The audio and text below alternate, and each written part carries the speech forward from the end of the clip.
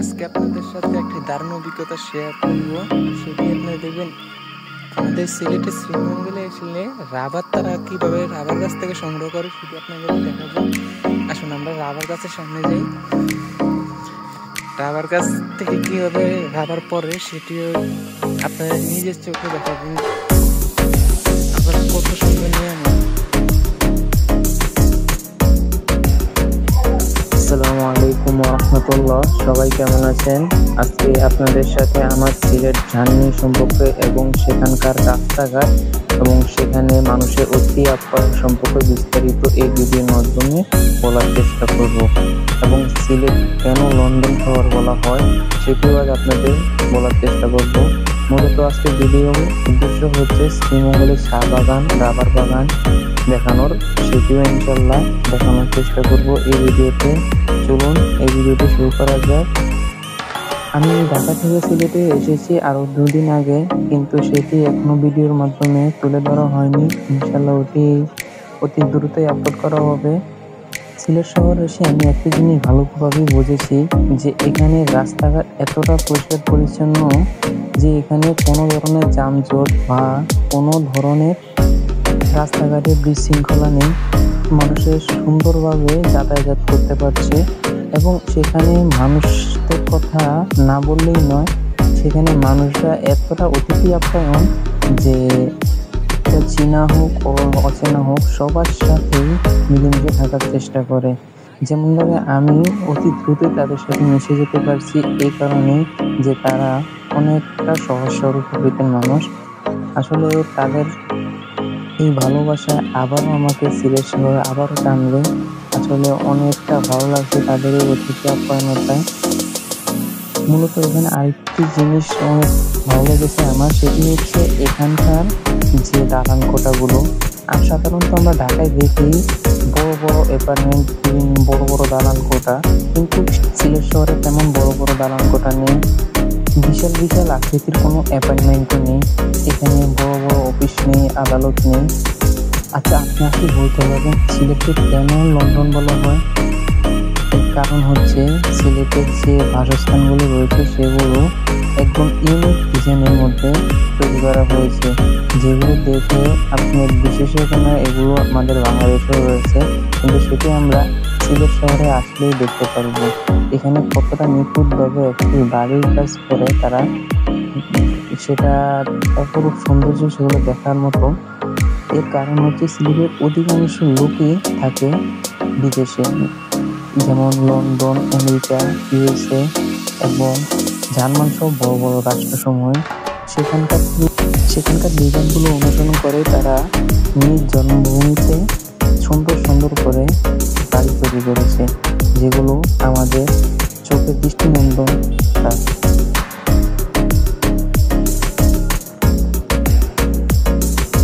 এই জায়গা দেখতে পাচ্ছেন কত সুন্দর করে মসজিদ তারা তৈরি করেছে, সেগুলো আপনাদের সামনে দেখানো হচ্ছে। এই যে আরেকটা বাড়ি, এগুলো হয়তো ভিডিওর মাধ্যমে ছোট করে দেখানো হচ্ছে, কিন্তু সেখানে যেয়ে যদি দেখেন জিনিসগুলো তাহলে বুঝতে পারবেন কতগুলো। আপনার সাথে কথা বলতে বলতে অলরেডি আমরা মৌলভীবাজার পার হয়ে শ্রীমঙ্গলের পথে পা দিয়েছি। মূলত আমার ভাইয়ের মোটরসাইকেলের মাধ্যমে আমরা বের হয়েছি শ্রীমঙ্গল ঘোরার জন্য, সেই জন্য একটু দ্রুতভাবে ভিডিওগুলো দেখানো হচ্ছে। এখন আমরা দেওরাছড়া চা বাগান এবং প্রেমনগর চা বাগান অতিক্রম করে মাঝদিঘি চা বাগানের উদ্দেশ্যে রওনা হয়েছি। আমার মূলত ইচ্ছা ছিল যে নূরজাহান টি বাগানে যাওয়ার, কিন্তু সময়ের পরিপ্রেক্ষিতে সেখানে যাওয়া হয়নি। কারণ শ্রীমঙ্গল এমন একটি অঞ্চল, সেখানে 12 মাসেই বৃষ্টিপাত হয়, কোনো সময় নেই নেই, সেখানে সবসময় বৃষ্টি হয়। এই ভয়ে আমরা দ্রুত চা বাগান ঘুরে আসার চেষ্টা করেছি, তাই আমরা মাঝদিঘি চা বাগানে উদ্দেশ্যে রওনা হয়েছি। সিলেট এমন একটি শহর যেখানে 12 মাসেই পর্যটকদের ভিড় লেগে থাকে। এখানে রয়েছে শ্রীমঙ্গল, সুনামগঞ্জ রয়েছে, তারপরে হযরত শাহজালাল মাজার, হযরত শাহপরান মাজার, এবং সেখানে অনেক সুন্দর সুন্দর জায়গা রয়েছে ঘোরার জন্য, সেগুলো ইনশাল্লাহ আমরা অন্য এক সময় ঘুরবো। যেহেতু আমাদের সময় স্বল্প, তাই আমরা শুধু শ্রীমঙ্গলটা আজকে ঘুরে দেখাবো।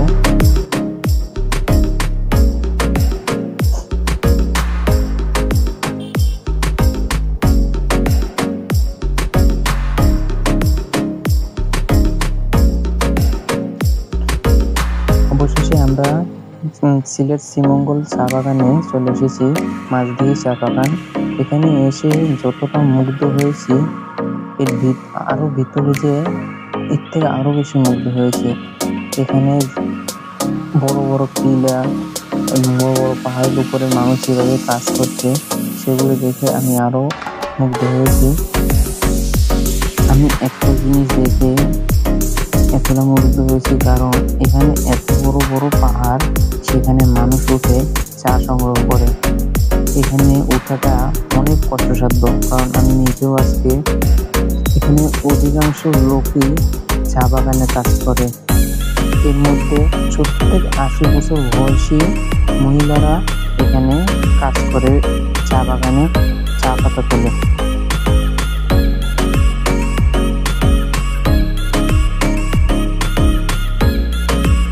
এখানে আমি আরো একটা জিনিস দেখে মুগ্ধ হয়েছি। এখানে যে ঝর্ণা, এই ঝর্ণা দেখেও মুগ্ধ হয়েছি। সেটি ভিডিও করার মতো সময় হয়নি। এর কারণ হলো সেখানে মোবাইল বের করা অনেকটা রিস্ক হয়ে পড়ে, তাই সেখানে মোবাইলটাও বের করে ছবি তুলতে পারিনি।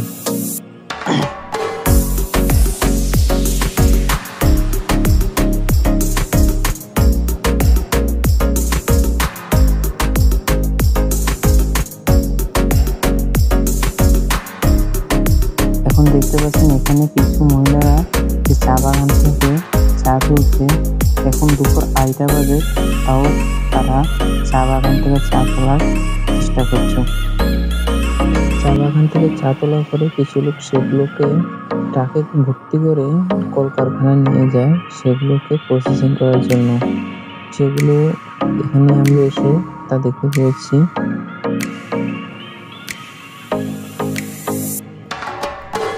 এবং এই দুপুর সময়ে অনেক লোক এখন শান্ত, তাই সবাই বিশ্রামের জন্য বিভিন্ন ঘাসের ছায়ায় বসে আছে।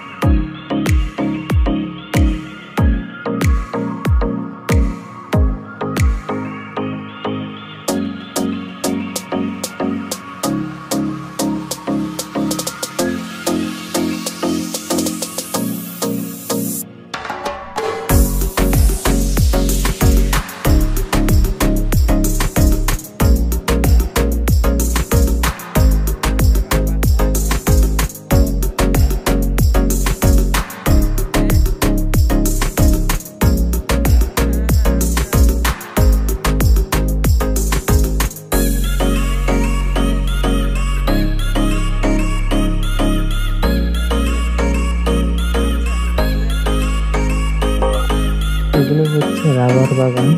এখানে থেকে পাহাড়িরা রাবার সংগ্রহ করে। আসলে এই চা বাগান থেকে এবং রাবার বাগান থেকে আমাদের দেশের অর্থনীতি অনেক দিক দিয়ে লাভবান হচ্ছে। এগুলো যেমন চা বাগান, আমরা চা পাতা যেমন বিদেশে রপ্তানি করতে পারি, তেমনি ভাবে এই রাবার দিয়ে অনেক কিছু তৈরি করে সেগুলো আমরা বিদেশে তৈরি করে পাঠাতে পারি। এর থেকে আমাদের দেশের অনেক উন্নয়ন হচ্ছে। এই চা বাগান থাকার কারণে এবং রাবার বাগান থাকার কারণে আমাদের দেশে দৈনন্দিন চাহিদা মেটাতে সক্ষম হচ্ছে। এর মধ্যে আমরা ধীরে ধীরে রাবার বাগানের উদ্দেশ্যে রওনা হলাম। সামনে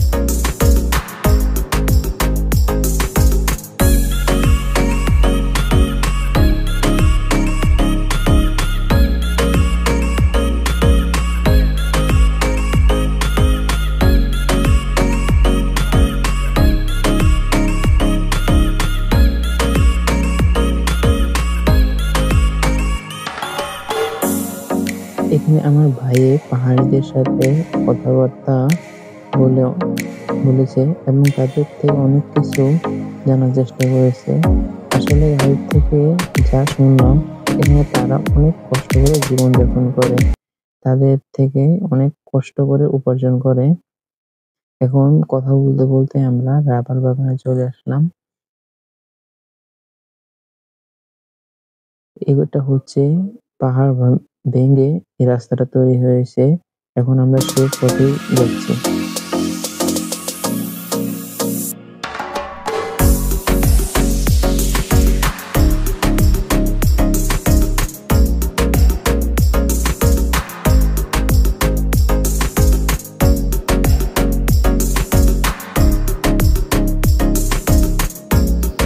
আজকে আপনাদের সাথে একটা দারুণ অভিজ্ঞতা শেয়ার করবো। সেটি আপনারা দেখবেন আমাদের সিলেটের শ্রীমঙ্গলে এসে রাবার তারা কিভাবে রাবার গাছ থেকে সংগ্রহ করে সেটি আপনাদের দেখাবো। আসুন আমরা রাবার গাছের সামনে যাই। রাবার গাছ থেকে কিভাবে রাবার পড়ে সেটিও আপনাদের নিজের চোখে দেখাবো। আপনার কত সুন্দর নিয়ে আমার দেখুন। এই যেগুলো হচ্ছে রাবার গাছ। এই রাবার গাছ এখানে শ্রীমঙ্গলে এভেলেবেল পাবেন। দেখুন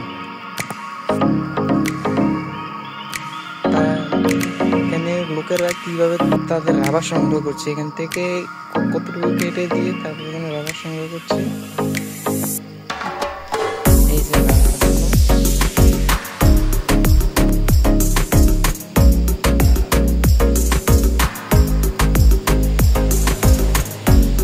আপনাদের আরো কয়েকটা দেখাই, দেখলে বুঝতে পারবেন।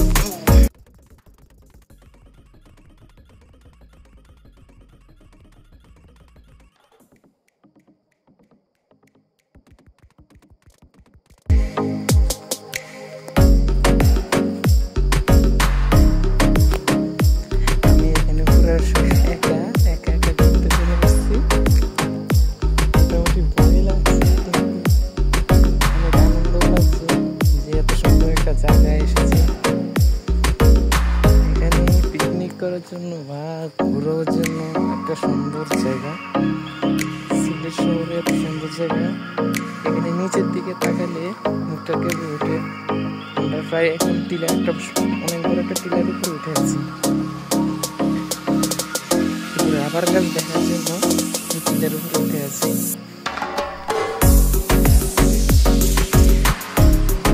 পাহাড়িরা কিভাবে রাবার গাছ থেকে রাবার সংগ্রহ করে।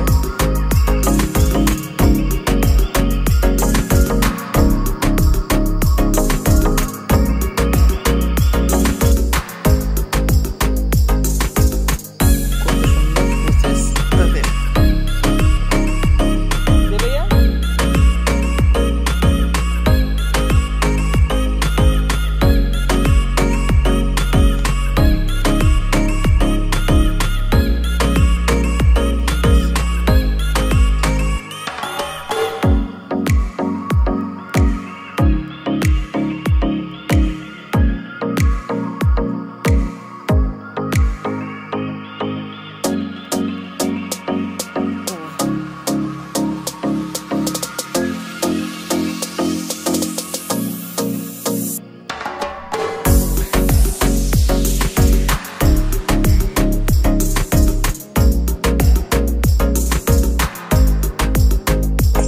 এখানে নামতে দেখলাম কিছু লজ্জাপতি গাছ, সেগুলোকে নিয়ে একটু দুষ্টমি করার চেষ্টা করলাম। আমার কাছে লজ্জাপতি গাছগুলো ভালোই লাগে, সেটা তোলার চেষ্টা করেছি কিন্তু কোনো ফায়দা হয়নি, সবগুলোই মরে যাচ্ছিল।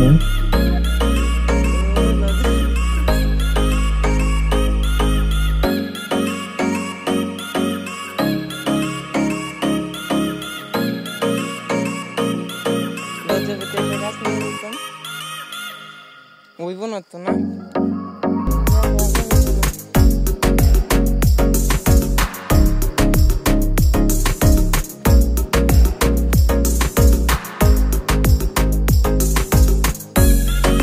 অবশেষে আমরা ভয়াবহ থেকে বের হয়ে গেলাম। বের হয়ে একটু সামনে ঘুরে করবো, আমরা আবার বাড়ির উদ্দেশ্যে রওনা দিব। চলুন সামনের দিকে আমরা এখন ঘুরবো।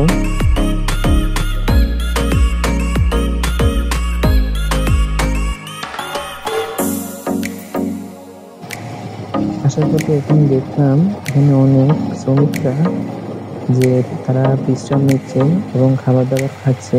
তারা আমাদের দেখে অনেক আনন্দ পেয়েছে, সেটা দেখে বুঝতে পারলাম। তো অবশেষে আমাদের ভিডিও আজ এ পর্যন্তই। আজকে অনেক ভালো লাগলো আবার শ্রীমঙ্গল ঘুরতে এসে, এবং সেগুলো আপনাদের কাছে কেমন লাগলো সেটি আপনারা কমেন্টের মাধ্যমে এবং ভিডিওটি শেয়ারের মাধ্যমে বুঝিয়ে দিই। ওকে, আজকে এই পর্যন্তই। আল্লাহ হাফেজ। আসসালামু আলাইকুম।